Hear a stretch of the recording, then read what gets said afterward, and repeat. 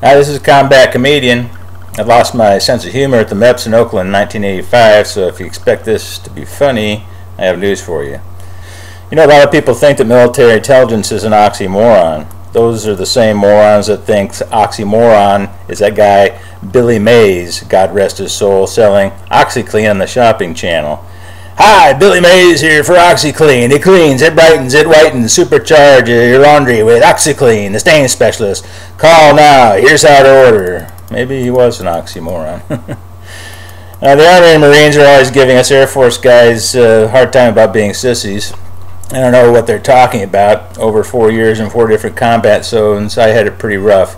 The soldiers and Marines are always talking about sleeping in foxholes and the like. The closest I ever came to sleeping in a foxhole was having a glass of wine and falling asleep in my jacuzzi tub at the Zagreb Hilton. I met Jacques Chirac, president of France and Macedonia during Kosovo operations. That guy had the biggest, softest hands I ever shook. Not only has he never done a day's work in his life, I bet he's never even jerked off. That's how soft they were. And big, wow, if that old wives' tale is true, he must have the schlong the size of the Eiffel Tower. You know, I was in the military. My boss was so self-centered that when he went hiking, the compass always pointed at him. He was such a tight ass that when he farted, only dogs could hear it.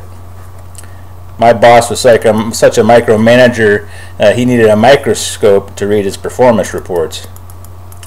He was such a control freak, he had to ask himself permission to go to the bathroom. And he's such a micromanager, he critiqued his dog when he licked his balls. The dog's balls, of course. Come on, that's not right. The difference between my boss and a whining child, the whining child grows up. What do my boss and sperm have in common?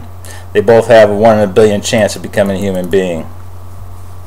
You know, my mom is so old that Costco didn't even have enough candles for her birthday cake. Al Gore called and said he was worried the candles on her birthday cake could affect global warming. I heard she sat next to Socrates in school.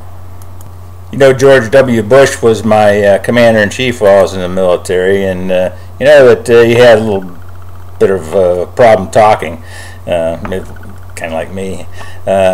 I put together a few Bushisms. These are actual quotes from George W. Bush, and I kind of put them together to make a little story. Here we go. I am here to make a couple of announcements. The first is that this Thursday, ticket counters, airplanes will fly out of Ronald Reagan Airport. And the second is that too many OB-GYNs aren't able to practice their love with women all across the country. Now on to a new topic. I just want you to know that when we talk about the war, we're really talking about peace. Our enemies are innovative and resourceful, and so are we. They never stop thinking about new ways to harm our country and our people, and neither do we. By the way, I hear there's rumors on the internets that we're going to have a draft. You know, they misunderestimated me. I'll be gone long before some smart person ever figures out what happens inside this Oval Office. Goodbye from the world's biggest polluter. An accident really uncanny befell an unfortunate granny. She sat down in a chair whilst her false teeth were there and bit herself on the fanny. Doctor walks in, office tells the patient, well, I've got good news and bad news. The patient says, lay it on me, doc, what's the bad news? You have Alzheimer's disease. Good heavens, what's the good news? Go home and forget about it.